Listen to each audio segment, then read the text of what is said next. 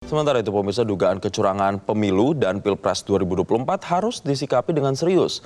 Namun, apakah kekuatan parpol pengusung Capres 01 dan 03 yang mendominasi kursi di parlemen bisa mempengaruhi hasil pemilu lewat hak angket? Ingin melihat, membuktikan, mengetahui hak angket paling bagus karena kita menyelidiki. Itulah yang kemudian saya usulkan waktu itu. Di bawahnya interpelasi. Minimum sebenarnya Komisi 2 memanggil penyelenggara pemilu apa yang terjadi. IT-nya lah, kejadian setiap TPS kok melebihi 300, ini kan anomali. Masa kayak gini diam aja? Enggak lah. Mestinya DPR segera ambil sikap ini, undang penyelenggara pemilu, undang para pakar, undang masyarakat, sehingga mereka akan bisa menyampaikan. Ya, kalau angket kan pasti ada proses politik ya. Kalau kita lihat komposisi suaranya, kira-kira yang setuju siapa, yang tidak siapa, matematika politiknya kelihatan. Tapi prosesnya pasti tidak gampang. Maka saya bilang, udahlah paling kecil aja, raker. Itulah usulan calon presiden nomor urut 3, Ganjar Pranowo untuk menggulirkan hak angket, hak interpelasi, hingga rapat kerja di DPR. Usulan ini mengemuka bukan tanpa alasan. Pemilu 2024 yang diduga curang jadi latar belakang utamanya. Merespons usulan Ganjar, calon presiden nomor urut 1 Anies Baswedan pun menyambut dan mendukung usulan tersebut. Ketika Pak Ganjar menyampaikan keinginan untuk melakukan angket itu, fraksi PDI Perjuangan adalah fraksi yang terbesar.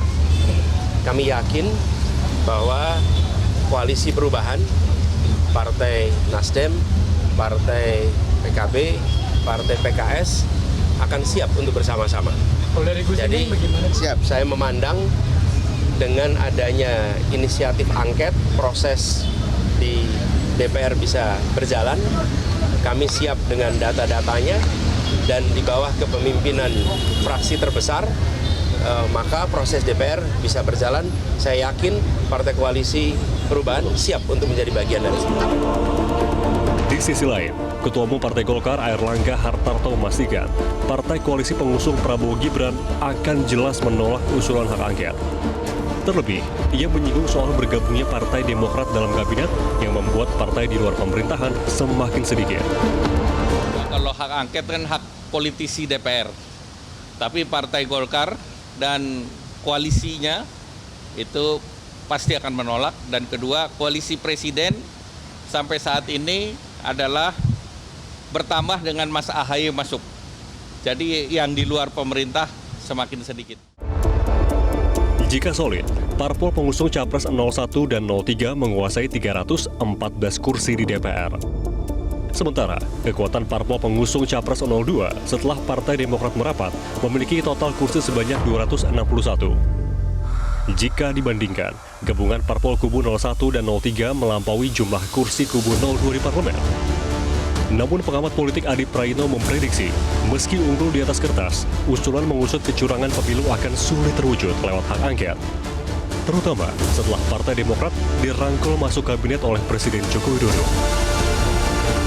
Rasa-rasanya hak angket ini nyaring, rasa-rasanya hak angket ini ramai di ruang publik, tapi pada level keputusan elit, ketua-ketua umum partai, pimpinan-pimpinan fraksi, rasa-rasanya sulit untuk diwujudkan. Karena kalau mau jujur sebenarnya hak angket ini adalah domain elit, yaitu domain ketua umum partai dan domain pimpinan-pimpinan fraksi yang saya kira kalau mereka berkehendak, hari ini pun hak angket itu bisa terwujud. Tapi pada saat yang bersamaan, kalau elit-elit fraksi, pimpinan-pimpinan partai itu tidak bersepakat dengan hak angket sampai kapanpun, senyaring dan sekuat apapun narasi soal hak angket, saya kira hanya sebatas pepesan kosong yang tidak bisa diwujudkan untuk mengungkap dugaan-dugaan yang terkait dengan kecurangan pemilu di 2024 ini, Mas. Hak angket menjadi salah satu upaya untuk meminta pertanggungjawaban KPU dan Bawaslu terkait pelaksanaan Pilpres 2024. Lalu apakah hak angket benar bisa menganulir hasil pemilu? Tim Liputan Metro TV. Jelajahi cara baru mendapatkan informasi. Download Metro TV Extend sekarang.